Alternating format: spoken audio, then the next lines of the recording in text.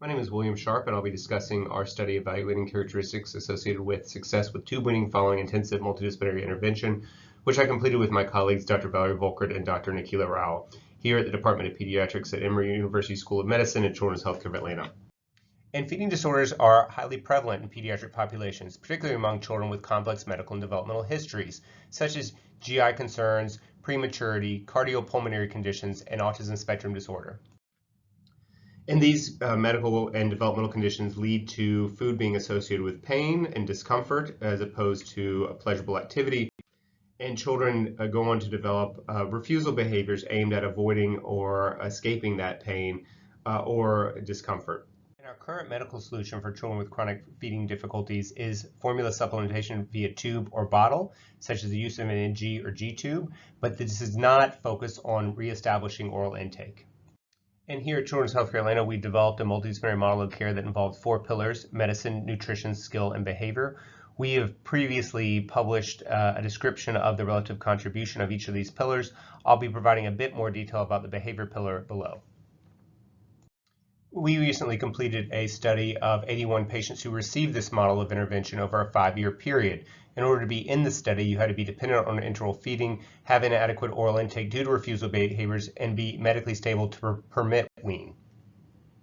And in this model of care, the behavioral pillar is really central to introducing food, improving mealtime behaviors, and structuring meals, as well as empowering caregivers to adopt the therapeutic approach into the home setting and support treatment gains post-discharge.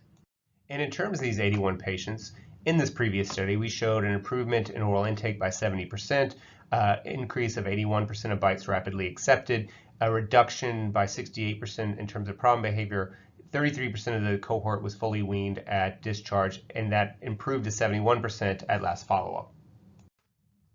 And so the current study was focused on, can we identify who benefits most from our intensive model of care? And we took that population of 81 patients and divided them into 2 groups. The 58 patients who eventually achieved full wean, and the 23 patients who achieved a partial wean. And then we looked at the patient characteristics at entry to the program, at discharge, as well as their medical and developmental profiles. This visual representation shows the status of the patients at both discharge and last follow-up. As you can see, 54 patients were partially weaned at discharge, 27 were fully weaned. At follow-up, last follow-up, which occurred about a year later, 2 of the patients in the full wean group had transitioned back to the partial wean group, so they had resumed tube feeding.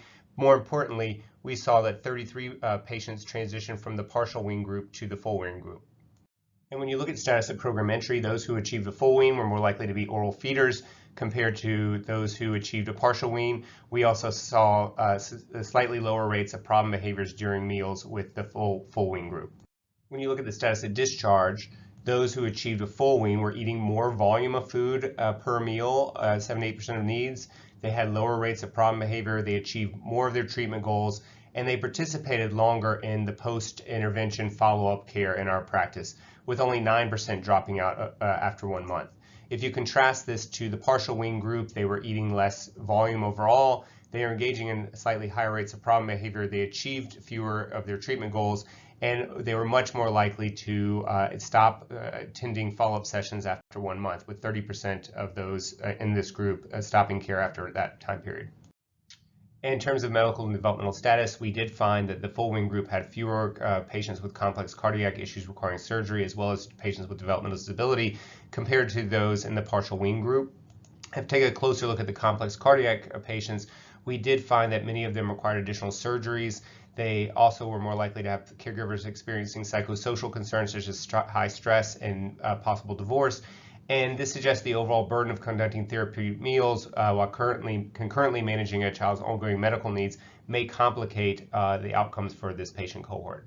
Implications for this work. Well, certain clinical indicators may be helpful in identifying patients who may require increased level of support following discharge, such as those consuming less than 60% of needs by mouth and those continuing to engage in disruptive behaviors during meals greater than 5% of the time.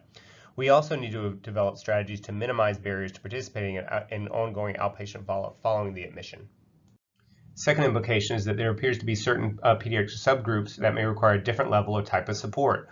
For example, those with congenital heart disease who require additional surgeries or have some other disruption in oral intake may need a booster session in the intensive program to continue to make progress toward full wean. We also need to further explore what impact the developmental disabilities are having on our treatment outcomes. Final implication, there may also be an opportunity to do some pre-admission therapeutic work prior to the child entering into the program that would allow us to reduce problem behavior and establish some level of oral intake. This will allow the admission to focus and provide more time dedicated to training and supporting caregivers in adopting the treatment approach and being able to continue the progress toward full wean.